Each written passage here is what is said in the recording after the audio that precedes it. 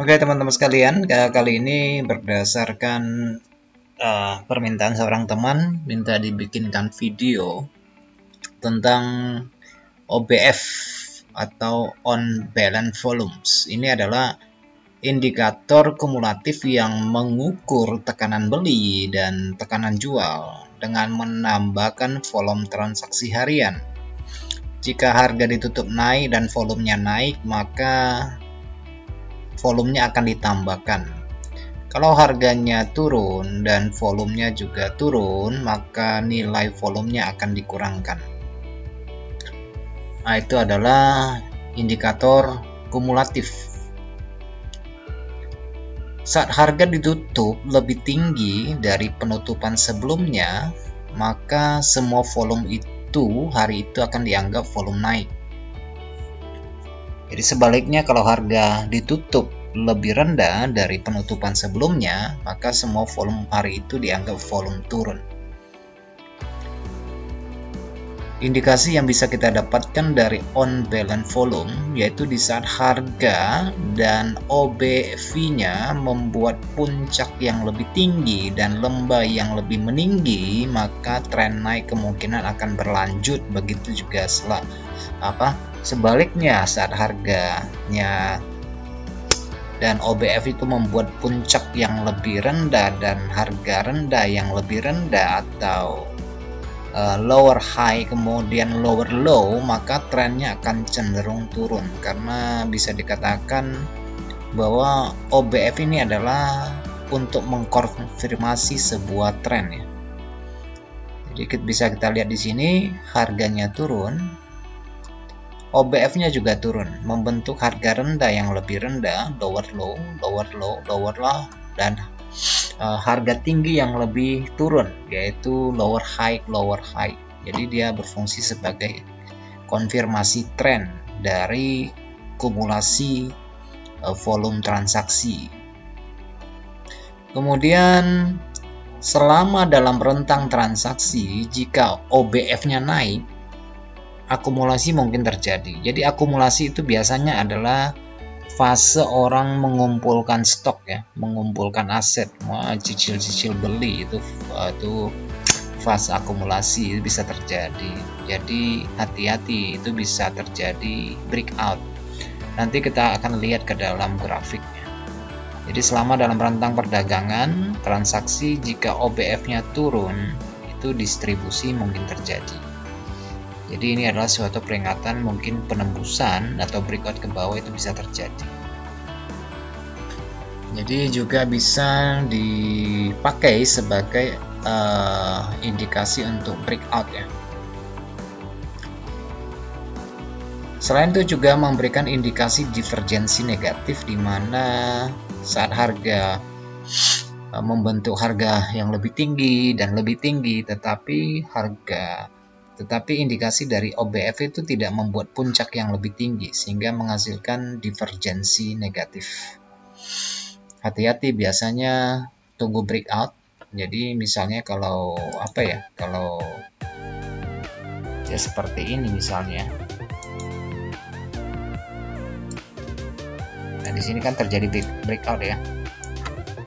Jadi di sini konfirmasi breakoutnya, dia tidak membentuk harga tinggi yang lebih tinggi, berbeda dengan harga di sini. Harga ini membentuk harga yang lebih tinggi, ini higher low, higher high, higher high, higher high. Di sini tidak. Jadi kalau terjadi penembusan seperti ini bisa terjadi perubahan tren, karena di sini terjadi divergensi negatif. Sebaliknya, divergensi positif yaitu di saat harga membentuk lower low, low baru, lower low, low baru, tetapi dari OBF-nya tidak membentuk low yang baru, justru membuat low yang lebih tinggi, low yang lebih tinggi, jadi menghasilkan divergensi positif. Jadi ini juga bisa di sini terjadi breakout ya, breakout di sini. Jadi kadang-kadang biasanya dia memberikan signal breakout terlebih dahulu. Dia memberikan signal breakout terlebih dahulu, baru disusul dengan harga biasanya. Nah, itu divergensi positif.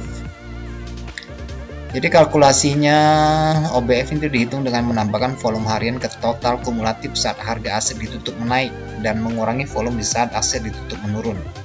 Jadi kalkulasinya seperti ini. Jika penutupan hari ini lebih besar dari penutupan kemarin, maka OBF-nya sama dengan OBF kemarin ditambah volume hari ini. Jika penutupan hari ini kurang dari penutupan kemarin, maka OBF-nya kemarin dikurangi volume hari ini.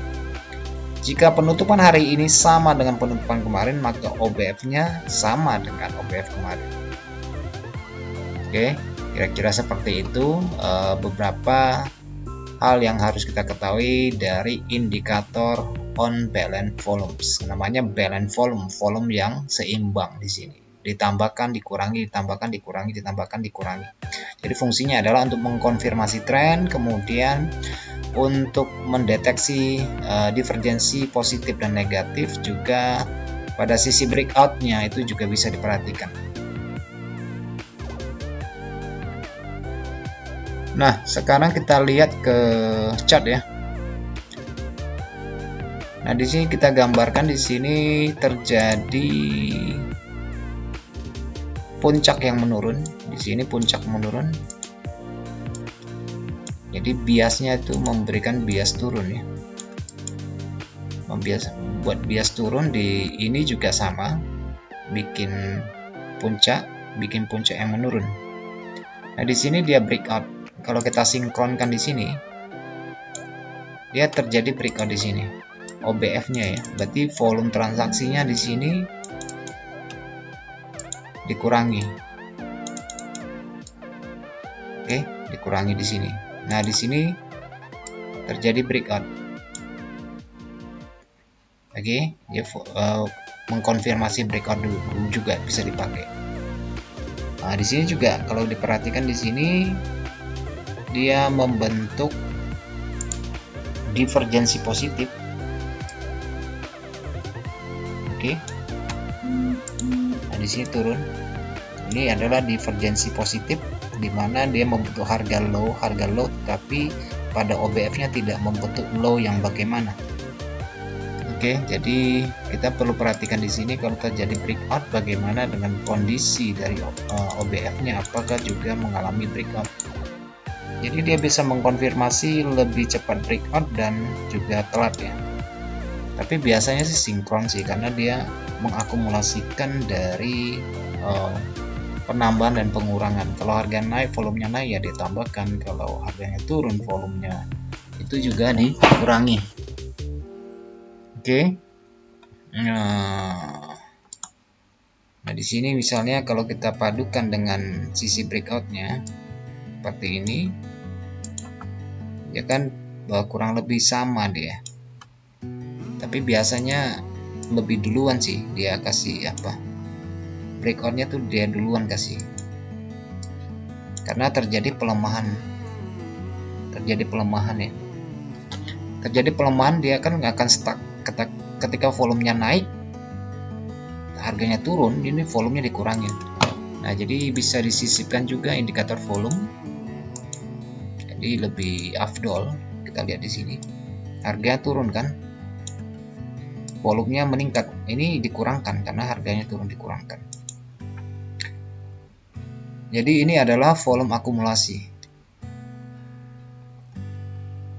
Kira-kira demikian tentang OBF. Tidak ada yang terlalu spesial ya, karena dia mengakumulasikan volume. Jadi datanya nggak pernah hilang. Dia tambah kurang, tambah kurang, tambah kurang sama dengan tambah kurang, tambah kurang sama dengan. Jadi berbeda dengan bar ini. Jadi kalau bar ini sifatnya lebih ke personal, ke individunya, ke total transaksi itu ya. Berbeda dengan volume yang ini.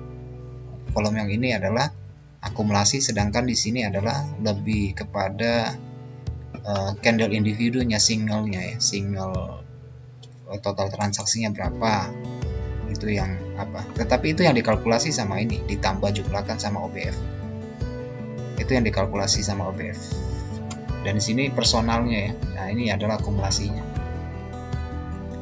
Biasanya dipakai pada time frame daily. Oke, biasanya dipakai buat time frame daily ya, biasanya begitu.